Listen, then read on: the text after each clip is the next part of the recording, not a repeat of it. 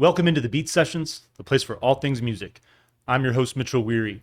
Let's talk about this new record from Mabe Fretti entitled Sentir que no Sabes. She released that on June 28th. This is her fourth studio album and her follow-up to 2022's Se vi desde aquí. And what a pleasure to have discovered this woman. She is incredible. Her avant-garde style of cello playing in conjunction with her voice is just absolutely brilliant. Whether she's just full-blown filling out a song or working with minimalism, this record and other projects that she's been involved with are just so much fun and so worth the time if you have not checked her out. Last year has been incredible for her. 3 records in the last 8 months. She's involved with 2 other outfits, Titanic and Amor Muere. And it's just great to see her be as prolific as she is, and while also pushing the boundaries. There's 2 big things about this record in particular that really just blew me away. I really enjoy the concept of dissonance in her music. The idea, especially because her voice she's like a songbird. It just is so elegant, such a pretty voice. And to contrast that with, some of her cello playing, especially like she can get really funky with the pizzicato style, plucking. I mean, there's so many songs on this record where it sounds like she's just playing bass. And I love it. I love the tone that she developed on that cello. And working with Hector Tosta, this guy is incredible. What he's doing on the end as far as production, the other instrumentation, bringing in horns, bringing in different synth elements. This is a record that it's driven by jazz, it's driven by art pop, it's driven by post-rock and post-punk a little bit, and it just blew me away. It's my favorite thing about the channel is making an effort to discover new music. Some of you guys may have heard of her before, 32-year-old Guatemalan. I believe she resides in Mexico City now. But, for those of you who haven't, this woman is worth your time. And I think that, so for some of you, it may take a listen or two for this record to grow on you. But overall, the beautiful range of influences that are at work here just makes it such a fun, exciting listen. Her music, you never know what turn it's going to take. And I really enjoy that about it. Mentioned my first favorite thing, the dissonance. The second thing is the way that she uses space. And I've heard a little bit of criticism with regard to this on the record, but I think it's brilliant. I think the moments where you're not hearing music, the space that comes in between melodies, she's so good at it. It's one of my favorite things when an artist can just play with a composition in that regard. And I feel that on every track on this record, when she's trying to play with that element, she just absolutely nails it. Her voice, as I mentioned, is incredible, just remarkable range, and just complements the music that she's making perfectly. There's a lot about her that reminds me of Bjork. Especially like with the record Post, it just like there's moments where she's like kind of edging on electronic and industrial, but also so many different things going down. And I mean, 13 songs, 42 minutes. It's such an exciting experience, especially album opener Kravitz. This thing, I mean, it is mind-blowing in its simplicity. It's one of those tracks, but she comes out with just this mean pizzicato style riff on the cello. It's just this like thumping bass. And it's like I really just like the mid-tempo drums, plays with space really well. You're talking about Hector and what he brings to the table, but the way that the horns move in and out of the song, the other different elements, it's just got this foreboding feeling, really intense song, and a great way to open this album. Absolutely love it. Pantalla Azul is your second song. It basically translates to blue screen, but bright vocal and really chill bass riff, again, coming with that pizzicato style. And I like the movement of the wind instruments on this particular track.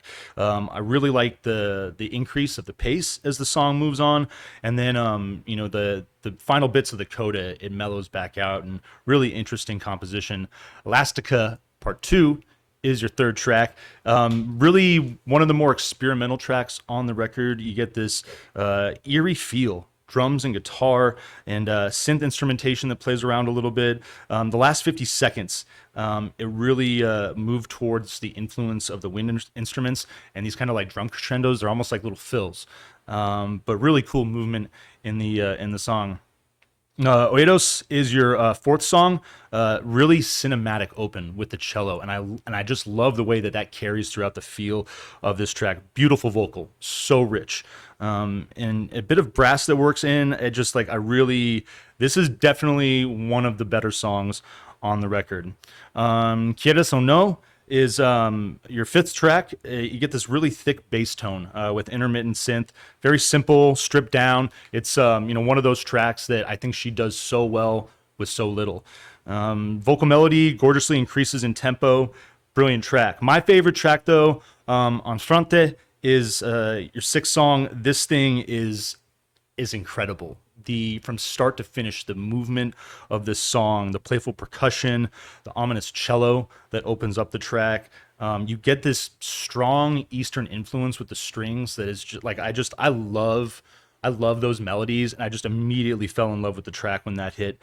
I think it's one of those tracks that it feels flawless. It closes with a little breakbeat. It's exciting in its movement. You never really know where it's going to go. Such a good listen. Maybe one of the better songs that have come out this year. Elastica 1 is your seventh track. That's right, doing part 2 before part 1. And it's following its predecessor. It's very experimental, plays around for a few minutes on it. Margen de Indice. My Spanish is so bad. I am so sorry about it. Margen de Index is the word. Indice, I believe is how you say it, but starts off moody and industrial, and then it takes a lighter shift. And as the track moves on, it just kind of goes back and forth between these two elements. Really enjoyed that song, though. Alarmas Olvidadas is, your ninth song. Simple, slow, methodical, bass-sounding cello, that pizzicato style. Beautiful vocal on this track. It reminds me of Uj Aftab. That Urdu influence that she has, but there's that sound of music that comes out of the India area, Pakistan, that region of the world. Really unique breakdown in this track, and leads to this minimal vocal cello element that I really enjoyed on the song. Des Columbrimbos un Suspiro is your 10th track. Loose drums and jazz. Really like the driving cello that's going to work here, and the horns are excellent as well. Really nicely done on this particular track. Intento Fallido is your 11th song. Great spacing. It's so good on this particular track. I really like the drums and the brass. Back end fills out a little bit more with that instrumentation. You get this really cool cello element for the last 40 seconds of the song as well. Katana is your penultimate track. Very short and experimental, and it's I like the move. Normally your penultimate track is meant to be kind of a big one, but this one is it's interesting in its placement, and she's a brave woman. Whether it's the songs that she's writing, laying out the record, whatever she's doing, she's not afraid to do what she wants. And Angel Nuevo is your final track. Beautiful album closer. Again, another track where you're just feeling a lot of fun influences, great instrumentation working in and out of the song. Her voice, the highlight. I really, we talked about Johnny Cash this week.